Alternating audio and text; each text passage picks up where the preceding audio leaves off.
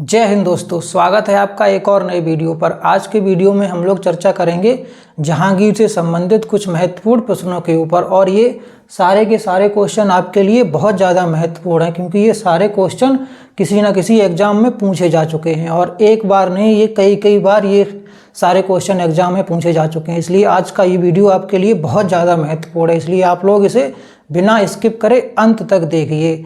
और हाँ, इससे पहले हम लोग बाबर, हुमायूं और अकबर के ऊपर पहले ही वीडियो कर चुके हैं। अगर आपने वो नहीं देखा है तो आप लोग सबसे पहले जाके वो वाले वीडियो देख लें, क्योंकि उनमें भी सारे के सारे महत्वपूर्ण क्वेश्चन ही लिए गए हैं। तो आइए शुरू करते हैं आज का वीडियो। जहांगीर के फादर का नाम क्या है? तो जहांगीर के फादर का नाम क्या था? अकबर। और जहांगीर की माँ का नाम क्या था? तो जहांगीर की माँ का नाम था जोधाबाई। जोधाबाई को और किस नाम से जानते हैं? हरकाबाई नाम से भी जानते हैं। और इन्हें क्या कहा जाता है? मरियम-उज़-ज़मानी भी कहा जाता है। तो अब जब भी आप लोगों से पूछा जाए कि फादर ऑफ जहांगीर, तो आप लोग क्या बताएंगे? अकबर, या फिर जलालुद्दीन मोहम्मद अकबर, या फिर अकबर द ग्रेट। अकबर को और क्या कहते हैं? अकबर द ग्रेट भी कहते हैं। और अगर इनकी माँ का नाम आपसे पूछा जाए तो इनकी माँ का नाम क्या है? जोधाबाई या फिर हरकाबाई। और इन्हें किस नाम से जानते हैं? मरियम-उज़-ज़मानी भी कहते थे। क्या कहते थे? मरियम-उज़-ज़मानी। तो आइए शुरू करते हैं जहांगीर से संबंधित कुछ महत्वपूर्ण प्रश्न। अच्छा, इनका पूरा नाम क्या था? नूरुद्दीन मोहम्मद जहांगीर बादशाह गाजी। जब इनका राज्य अभिषेक हुआ था तो इन्हें इस नाम से या फिर ये पदवी दी गई थी। क्या दी गई थी? नूरुद्दीन मोहम्मद जहांगीर बादशाह गाजी की पदवी दी गई थी। और इन्हें क्या कहते थे? शॉर्ट में जहांगीर कहते थे। क्या कहते थे? जहांगीर। और इनका बचपन का नाम क्या था? सलीम। ये भी क्वेश्चन पूछ लिया जाता है कई बार कि जहांगीर के बचपन का नाम क्या था? तो जहांगीर के बचपन का नाम क्या था? सलीम। अच्छा, इनका सलीम नाम पड़ा कैसे?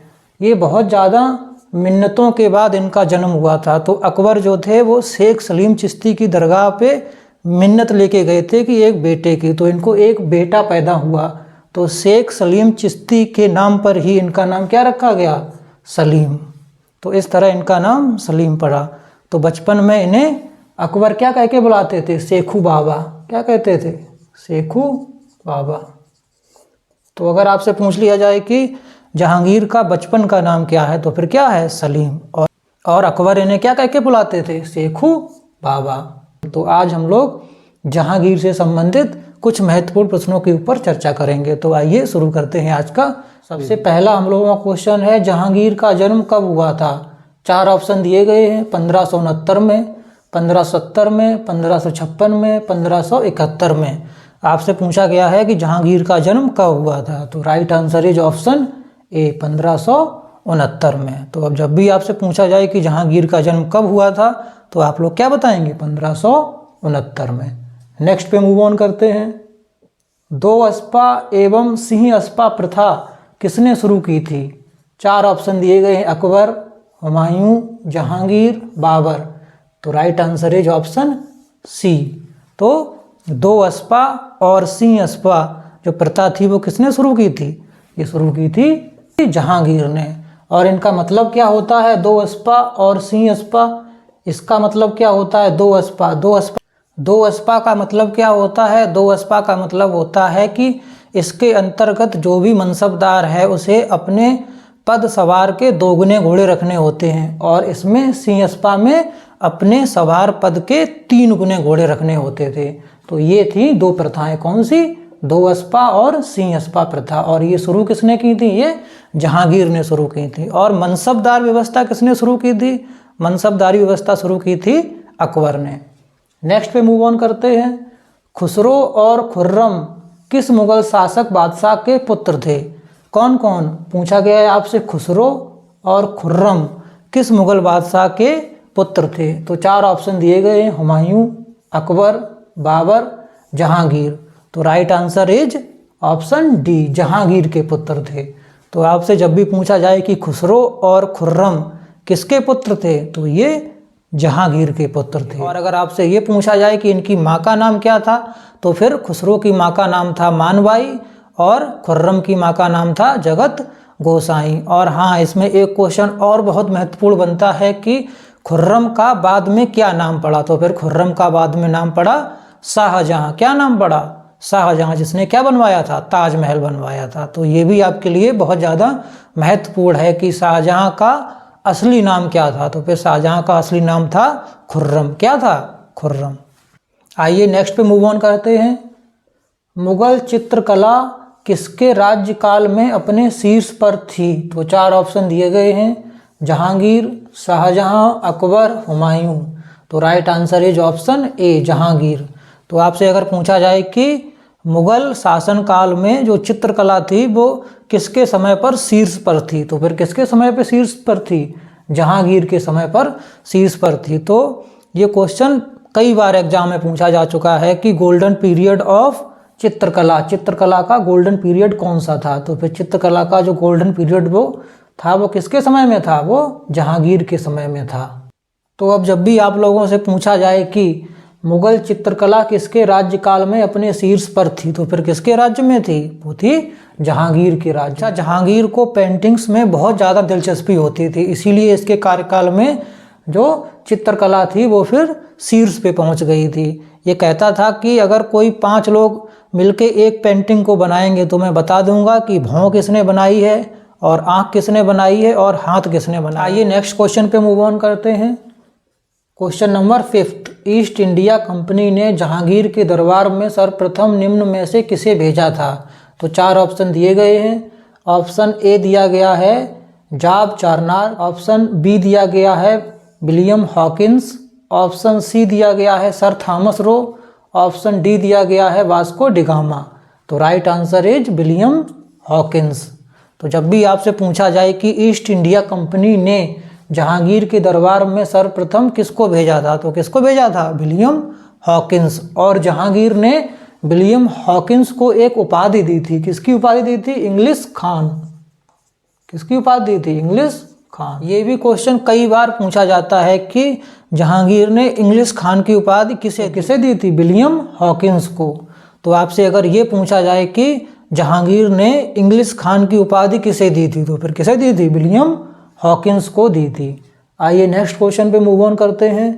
निम्न में से कौन नूरजहां के गुट का सदस्य नहीं था? 4 ऑप्शन दिए गए हैं, खुर्रम, आसफ खान, जहांगीर, गियास बेग। आपसे पूछा गया है कि नूरजहां के गुट का हिस्सा कौन नहीं था? तो right answer is option C, Jahangir Nurjahan के गुट का हिस्सा नहीं। तो नूरजहां के गुट का जो हिस्सा था वो कौन कौन 3 लोग थे? खुर्रम था, खुर्रम जिसका नाम और क्या था बाद में पड़ा? शाहजहां। क्या पड़ा था? शाहजहां। और कौन था? आसफ खान। ये आसफ खान कौन था? नूरजहां का भाई। और कौन था? गियास बेग। ये कौन थे? नूरजहां के पिता। एक और था, वो कौन था? इसकी माँ। इसकी माँ का नाम क्या था? असमत बेगम। तो नूरजहां का जो गुट था उसमें 4 सदस्य थे। कौन कौन था? एक तो खुर्रम था, उसे बाद में किस नाम से जाना गया? शाहजहां नाम से जाना गया। और एक कौन था? आसफ खान था जो कि नूरजहां का भाई था। और कौन था? मिर्जा गियास बेग थे। ये कौन थे? ये नूरजहां के पिता थे। और कौन था? और इसकी माँ थी। इसकी माँ का नाम क्या था? इसकी माँ का नाम था असमत बेगम। तो 4 लोग नूरजहां गुट के सदस्य हुआ करते थे और इस सदस्य में जहांगीर नहीं था। तो नूरजहां के गुट में कौन सदस्य नहीं था? तो नूरजहां के गुट में जहांगीर सदस्य नहीं था। नूरजहां इसकी पत्नी थी। किसकी? जहांगीर की। यहाँ से एक क्वेश्चन और पूछ लिया जाता है कि नूरजहां का असली नाम क्या था? तो नूरजहां का असली नाम था मेहरुनिसा। क्या नाम था? मेहरुनिसा। अगर आपसे पूछा जाए कि नूरजहां का असली नाम क्या था, तो फिर नूरजहां का असली नाम था मेहरुनिसा। और ये विधवा थी। किसकी थी? ये जो नूरजहां थी ये विधवा थी किसकी? शेर अफगान की। शेर अफगान की विधवा थी। इसका और क्या नाम था? इसका नाम था अली कुली बेग। क्या था? अली कुली बेग। और ये जो नूरजहां थी इनका पहले नाम क्या था? इनका असली नाम था मेहरुनिसा, जो कि विधवा थी किसकी? अली कुली बेग की या फिर शेर अफगान की। तो पहली जो इनकी शादी हुई थी वो हुई थी शेर अफगान से, बाद में वो मर गया। ऐसा भी कहा जाता है कि शेर अफगान की मृत्यु का जो कारण था वो जहांगीर ही था, या फिर जहांगीर ने शेर अफगान को मरवा दिया था। उसके बाद ये नूरजहां इसी के महल में एक दासी बनकर आई थी। जब ये मेहरुनिसा दासी बनकर इसके महल में आई जहांगीर के, तो एक दिन था नौरोज का, तो ये उस दिन बहुत ज़्यादा सज धज गई थी। तो फिर जब जहांगीर ने इसको पहली बार देखा तो इसे देख के बिल्कुल एकदम आसक्त हो गया। तो फिर उसी दिन उसने इसे एक नाम दिया। क्या नाम दिया था? नूर ए महल। क्या नाम दिया था? नूरे महल। तो जब इसने पहली बार मेहरुनिसा को देखा तो ये एकदम से आसक्त हो गया और इसने उनको क्या नाम दे दिया? नूरे महल, अर्थात इस महल की शान। और जब दूसरी बार इसने मेहरुनिसा को देखा तब तो ये बिल्कुल एकदम पागल हो गया। तो इसने कहा कि मुझसे गलती हो गई कि मैंने तुम्हें नूरे महल कहा। तब इसने इसे एक और नाम दिया। क्या दिया? नूरे जहां। क्या नाम दिया? नूरे जहां। तो इसने जब पहली बार मेहरुनिसा को देखा तो इसने उसे क्या नाम दिया? नूरे महल, अर्थात महल की शान।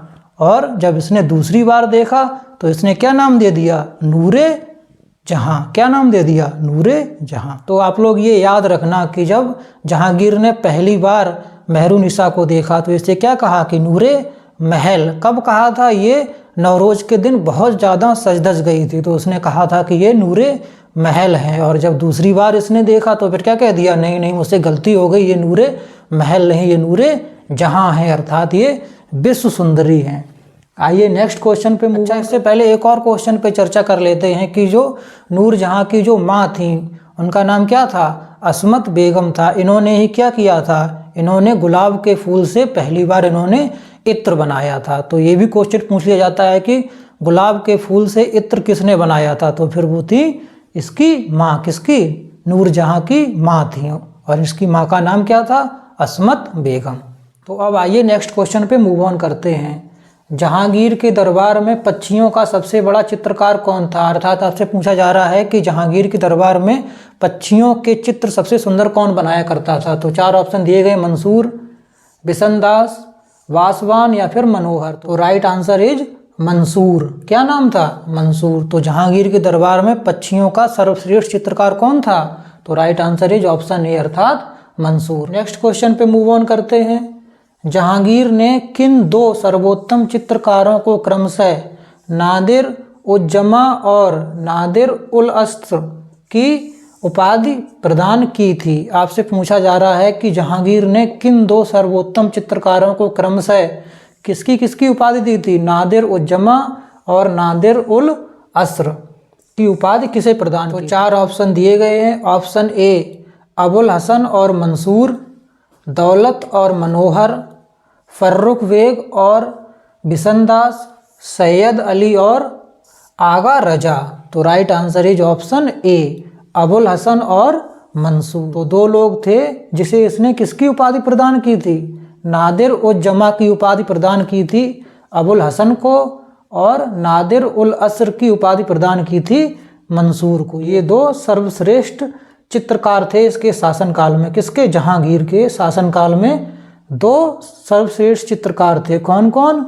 एक मंसूर और एक अबुल हसन। और ये क्वेश्चन आपके लिए बहुत ज़्यादा महत्वपूर्ण है क्योंकि ये बहुत बार एग्जाम में पूछा जा चुका है कि जहांगीर ने किन दो सर्वोत्तम चित्रकारों को क्रमशः नादिर उज जमा और नादिर उल अस्र की उपाधि प्रदान की थी? तो फिर वो दो लोग कौन थे? अबुल हसन और मंसूर। ये अलग अलग भी पूछ लिया जाता है, तो आप लोग याद रखना कि नादिर उज जमा की उपाधि दी गई थी अबुल हसन को और नादिर उल अस्र की उपाधि दी गई थी मंसूर को। तो ये क्वेश्चन आपके लिए बहुत ज़्यादा महत्वपूर्ण है। नेक्स्ट पे मूव ऑन करते हैं। निम्न में से किसने अपनी आत्मकथा फारसी में लिखी है? चार ऑप्शन दिए गए हैं, औरंगजेब, बाबर, जहांगीर, अकबर। आपसे पूछा जा रहा है कि इनमें से किसने अपनी आत्मकथा फारसी में लिखी है? तो किसने लिखी है? जहांगीर ने। और हाँ, एक क्वेश्चन और पूछ लिया जाता है कि जहांगीर की आत्मकथा का नाम क्या है? तो जहांगीर की आत्मकथा का नाम है तुजुक ए जहांगीरी। ठीक है, तो आप लोग याद रखना कि जहांगीर की आत्मकथा का नाम क्या है। तो जहांगीर की आत्मकथा का नाम है तुझको जहांगीरी। और ये किस भाषा में लिखी गई है? ये लिखी गई है फारसी भाषा में। किस भाषा में लिखी गई है? फारसी भाषा में। आइए नेक्स्ट क्वेश्चन पे मूव ऑन करते हैं। जहांगीर का मकबरा कहाँ पर स्थित है? 4 ऑप्शन दिए गए हैं। आगरा, शाहदरा, लाहौर में, दिल्ली में, श्रीनगर में। तो जहांगीर का जो मकबरा है वो कहाँ पे स्थित है? Right answer is option B, Shahdara, Lahore में। अगर लाहौर ऑप्शन आए तो लाहौर पे टिक कर देना, और अगर शाहदरा ऑप्शन आए तो फिर शाहदरा पे टिक कर देना। और हाँ, इससे संबंधित एक क्वेश्चन ये और पूछ लिया जाता है कि जहांगीर का मकबरा किसने बनवाया था? तो जहांगीर का मकबरा बनवाया था नूरजहां ने। किसने बनवाया था? नूरजहां ने बनवाया था। किसने बनवाया था? नूरजहां। तो जब भी आपसे पूछा जाए कि जहांगीर का मकबरा कहाँ पर स्थित है, तो आप लोग क्या बताएंगे? लाहौर में स्थित है। और ये किसने बनवाया था? तो ये बनवाया था नूरजहां ने बनवाया था। और हाँ, यहाँ पे एक क्वेश्चन और इम्पोर्टेंट ये बनता है कि जहांगीर के शासनकाल में ही सिखों के 5वें गुरु अर्जुन देव को फांसी दी गई थी। और क्यों दी गई थी? क्योंकि इसका जो बेटा था खुसरो, उसने इनके खिलाफ विद्रोह कर दिया था। और बाद में ऐसा पाया गया था कि जो सिखों के 5वें गुरु थे उनकी सलाह में ही इसने ऐसा किया था। तो इसलिए इसने अर्जुन देव को, जो कि सिखों के 5वें गुरु थे, उनको फांसी की सजा सुनाई थी। नेक्स्ट क्वेश्चन पे मूव ऑन करते हैं। मुगलों एवं मेवाड़ के राणा अमर सिंह के मध्य चित्तौड़ की संधि किस शासक के शासनकाल में हस्ताक्षरित हुई थी? 4 ऑप्शन दिए गए हैं। जहांगीर, शाहजहां, अकबर, औरंगजेब। तो राइट आंसर क्या होगा? राइट आंसर इज ऑप्शन ए, अर्थात जहांगीर के शासन में। तो जब भी आपसे पूछा जाए कि मुगलों एवं मेवाड़ के राणा अमर सिंह के मध्य चित्तौड़ की संधि किस शासक के शासनकाल में हुई, तो राइट आंसर क्या होगा? राइट आंसर इज ऑप्शन ए, अर्थात जहांगीर के शासनकाल में। अकबर के शासनकाल में ये संभव नहीं हो पाया, क्योंकि महाराणा प्रताप ने कभी भी हार नहीं मानी। और महाराणा प्रताप ही इकलौते एक ऐसे शासक थे जिन्होंने कभी भी अकबर की गुलामी स्वीकार नहीं की, अर्थात अकबर की अधीनता कभी भी उन्होंने स्वीकार नहीं की। और ये राणा अमर सिंह कौन था? ये राणा अमर सिंह महाराणा प्रताप का ही पुत्र था। और हाँ, जहांगीर से संबंधित एक और महत्वपूर्ण प्रश्न है, वो ये है कि किंग ऑफ जस्टिस अर्थात न्याय का राजा किसे कहा जाता था? तो फिर न्याय का राजा इसे ही कहा जाता है। किसको? जहांगीर को। क्यों कहा जाता था? क्योंकि इसने चेन ऑफ जस्टिस, एक सोने की चेन जो थी वो लगवाई थी। उसे क्या कहते थे? Chain of justice.